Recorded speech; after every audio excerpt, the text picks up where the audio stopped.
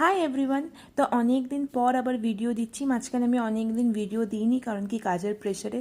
আর কদিন পরেই স্কুলে ছুটি পড়তে চলেছে, তাই আমি ভাবলাম এখন থেকেই আমি একটু ছোটোখাটো যে জিনিসগুলো আছে পরিষ্কার করা আরম্ভ করে দিই।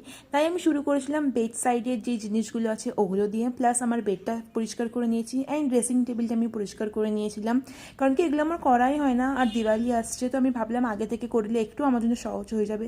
আর যে হারে গরম পড়েছে তোমরা তো দেখতেই পাচ্ছ আমার মুখটা দেখে। যাই হোক, এগুলো সব কিছু করে নেওয়ার পর আমি চলে যাই স্নানে। আর স্নান থেকে বেরিয়ে আমি একটু বাইরেতে দেখছিলাম, আমার দেখতে খুব ভালো লাগছিলো। আমি কিছু গাছও অ্যাড অন করেছি, যেগুলো তোমাদের সঙ্গে পরে শেয়ার করব। আর আমি আজ লাঞ্চটা স্কিপ করেছিলাম, কারণ কি অনেক লেট হয়ে গেছিলো, 5টা বাজে।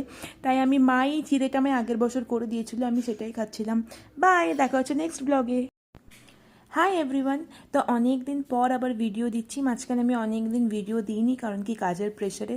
আর কদিন পরেই স্কুলে ছুটি পড়তে চলেছে, তাই আমি ভাবলাম এখন থেকেই আমি একটু ছোটোখাটো যে জিনিসগুলো আছে পরিষ্কার করা আরম্ভ করে দিই। তাই আমি শুরু করেছিলাম বেড সাইডের যে জিনিসগুলো আছে ওগুলো দিয়ে, প্লাস আমার বেডটা পরিষ্কার করে নিয়েছি অ্যান্ড ড্রেসিং টেবিলটা আমি পরিষ্কার করে নিয়েছিলাম, কারণ কি এগুলো আমার করাই হয় না। আর দিওয়ালি আসছে, তো আমি ভাবলাম আগে থেকে করলে একটু আমার জন্য সহজ হয়ে যাবে। আর যে হারে গরম পড়েছে তোমরা তো দেখতেই পাচ্ছ আমার মুখটা দেখে। যাই হোক, এগুলো সব কিছু করে নেওয়ার পর আমি চলে যাই স্নানে।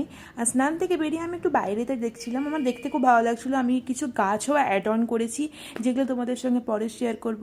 আর আমি আজ লাঞ্চটা স্কিপ করেছিলাম, কারণ কি অনেক লেট হয়ে গেছিলো, 5টা বাজে। তাই আমি মাই চিড়েটা আমি আগের বছর করে দিয়েছিলো, আমি সেটাই খাচ্ছিলাম। বাই, দেখা হচ্ছে নেক্সট ব্লগে।